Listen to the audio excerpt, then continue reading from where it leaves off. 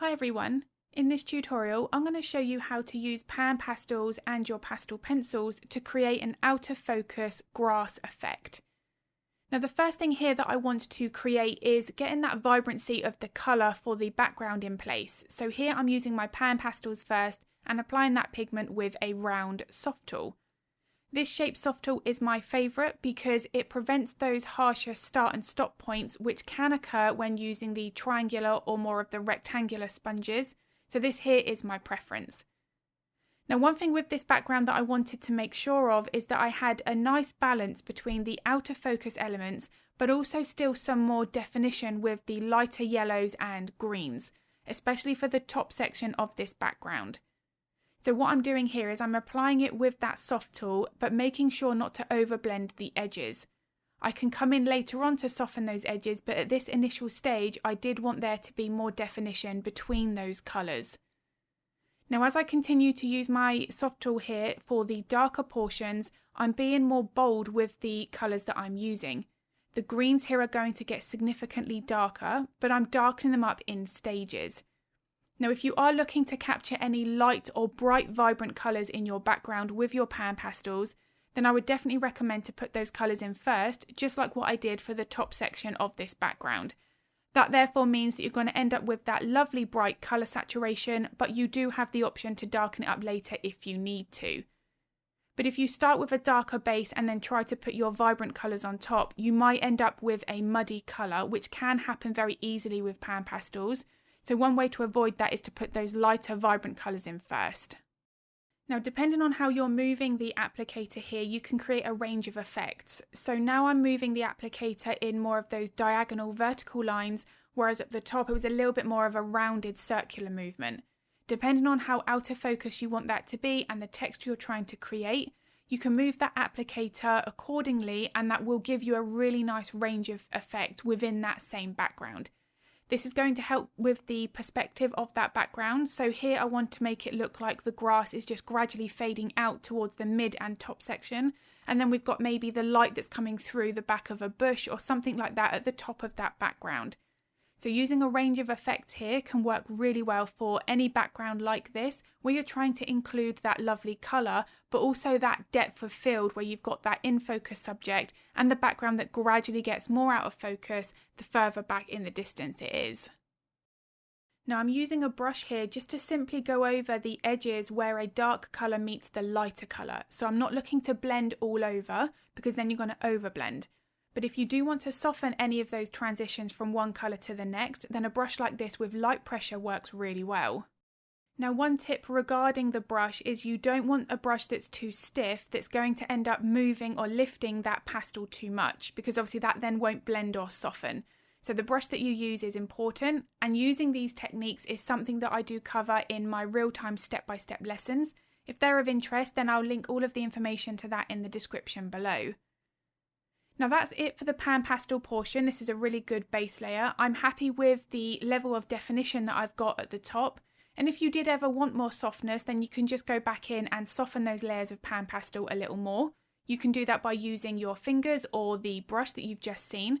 But if you do need to create an even more out of focus effect, then what I would recommend to do is a second layer of PanPastel.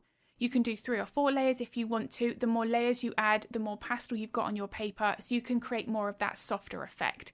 It will be easier to blend with the more PanPastel that you have on the paper. However, the one thing to remember with that is any areas where you do intend to go over with your pencils is you want to make sure that you haven't filled the tooth of the paper.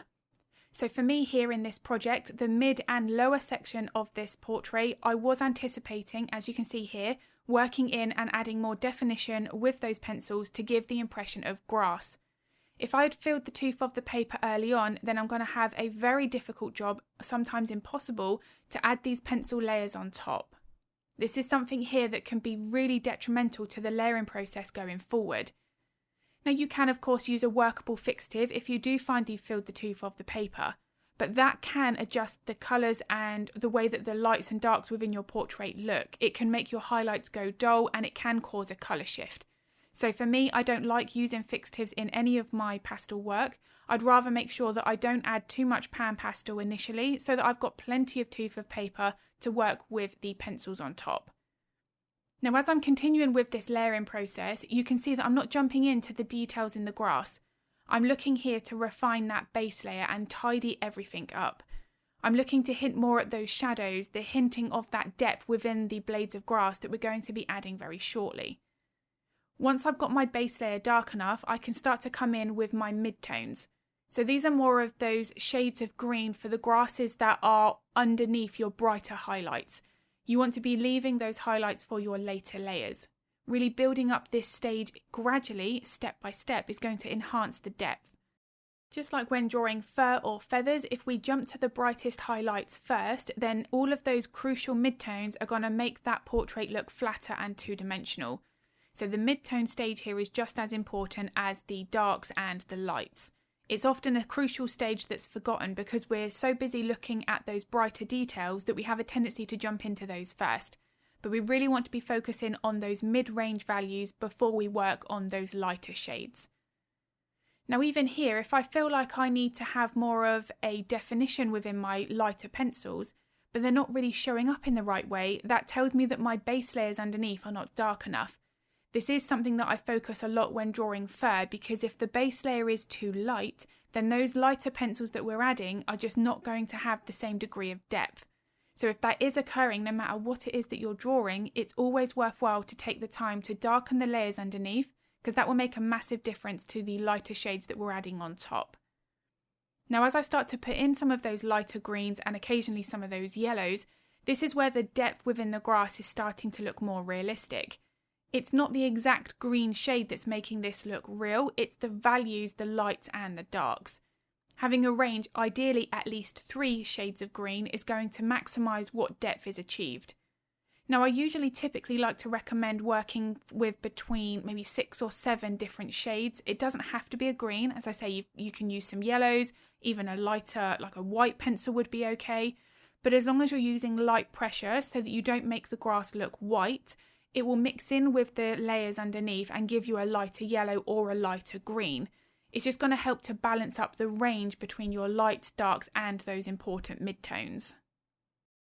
And because I didn't want the grass here to be overly in focus, I wanted more of a softness. This is pretty much where I've left this background. You can see from the photo in the corner that it makes that rabbit look even more in focus. And I do have a video here on YouTube that shows the drawing process of the rabbit, which I'll link in the video description if you would like to see that. But I really do hope that this video has been useful. If it was, I'd be very grateful if you could give it a like and a thumbs up. It makes a huge difference to my channel. I also upload a couple of videos to YouTube every week, so if you would like to get notified of that content, then don't forget to hit the subscribe and the bell button.